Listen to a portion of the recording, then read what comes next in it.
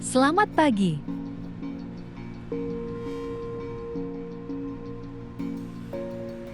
Pagi ini kita ke makam Gubernur Surabaya pada zaman kolonial.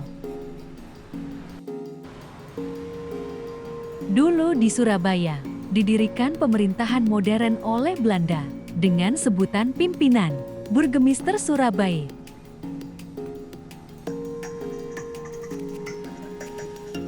Jabatan ini mulai dari tahun 1916 sampai dengan tahun 1942 atau 32 tahun lamanya. Pada tahun 1942 mulai penjajahan Jepang dirubah menjadi Shitiwai oleh Jepang. Tentunya jabatan ini berganti-ganti pejabatnya, umumnya sekitar 4-5 tahun menjabat. Kita kembali membahas Makam Kembang Kuning, Surabaya.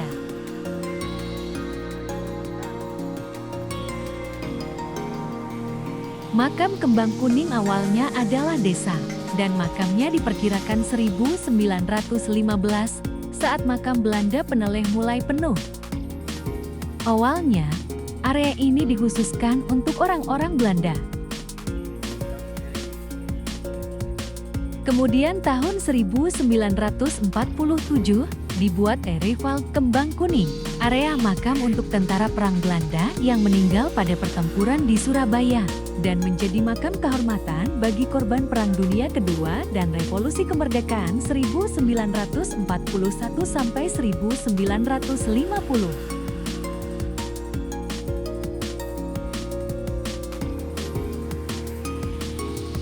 Di area rival Kembang Kuning ini lebih dari 3.800 jenazah tentara KNIL, tentara Kerajaan Hindia Belanda dan warga sipil Eropa.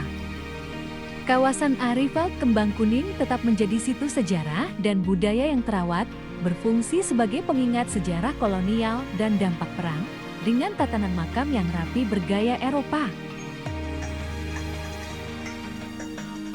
Di kawasan makam Kembang Kuning juga terdapat makam Ordo Santa Ursula.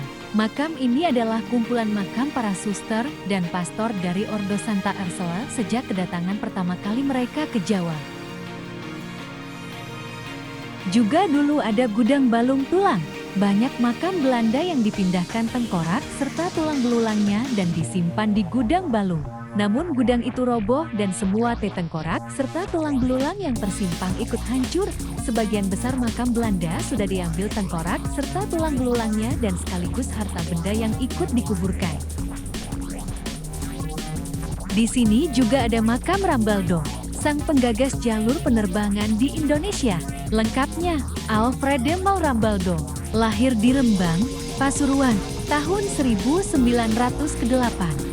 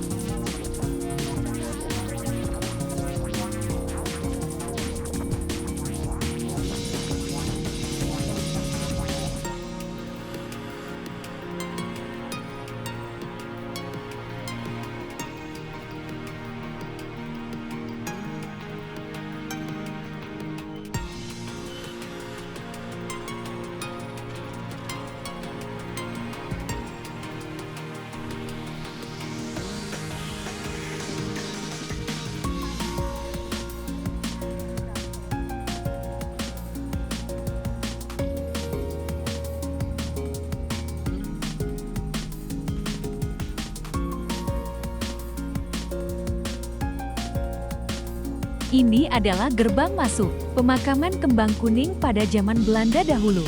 Sekarang dibuat bagian dari lobi. Bagian dari area lobi Puskesmas Pakis.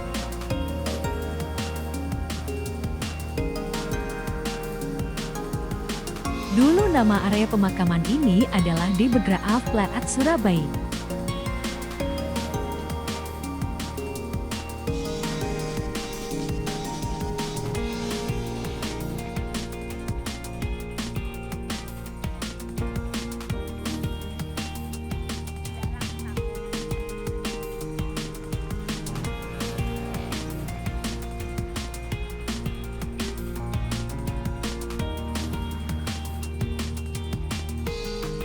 Di kanan kiri ini makam keturunan Tionghoa yang masih menggunakan adat pemakaman dari leluhur.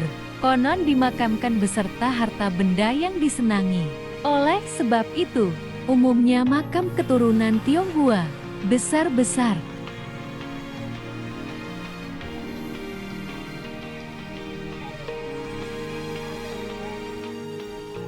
Di tengah pemakaman inilah Wali Kota kedua Surabaya J.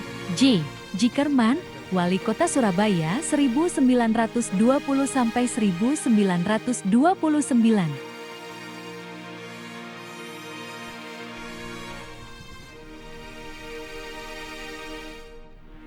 Kita ke arah selatan menuju ke makam pahlawan versi Belanda.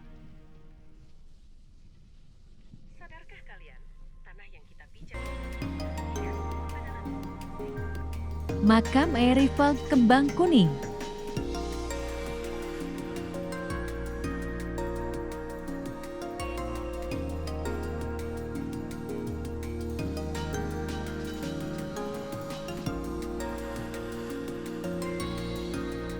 Ini adalah pemakaman khusus tentara yang tewas di pertempuran Laut Jawa. Makam ini dibuat tahun 1947.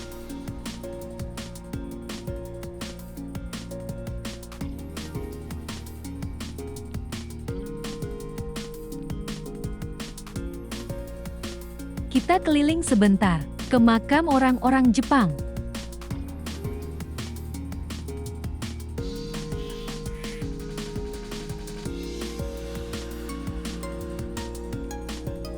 Di arah utara dari makam Belanda ada monumen makam warga Jepang. Di sini juga ada makam Ayub Abdul Jalal, pelawak terkenal era 1970-an, berada di TPO Kristen Kembang Kuning. Ini, beliau dikenal sebagai bagian dari grup pelawak Surya Group. Juga ada makam G. Kasman Citroen, seorang arsitek kolonial Belanda dengan gaya arsitektur modern yang sedang melanda Eropa saat itu. Karya utamanya Balai Kota Surabaya. Juga ada makam Gerfried Haryawald von Febe, seorang warga Surabaya berkebangsaan Jerman. Ia pendiri lembaga kebudayaan Stedelijk Historisch Museum Surabaya. Ada juga di makam ini Martinus Lodewijk Kerjik, akrab dipanggil Tino Kerdig oleh orang-orang Surabaya pada saat itu. Tak banyak orang mengetahui Tino Kerdijik. Namun, di bawah gemblengannya, lahir beberapa musisi handal Surabaya dan Indonesia antara lain Mus Moljadi, Dara Puspita, dan Leo Christie. Ini adalah monumen makam warga Jepang di Surabaya. Tentara Jepang yang tersisa menempatkan kira-kira 120 orang kerangka jenazah dan merapikan daftar nama orang-orang yang meninggal sebelum perang dan mendirikan monumen makam warga Jepang untuk menenangkan arwah 454 orang tentara Jepang yang gugur di masa perang.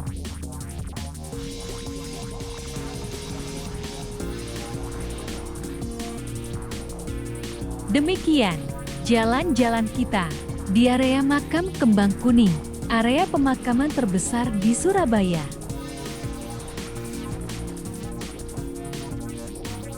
Salam sehat dan tetap semangat.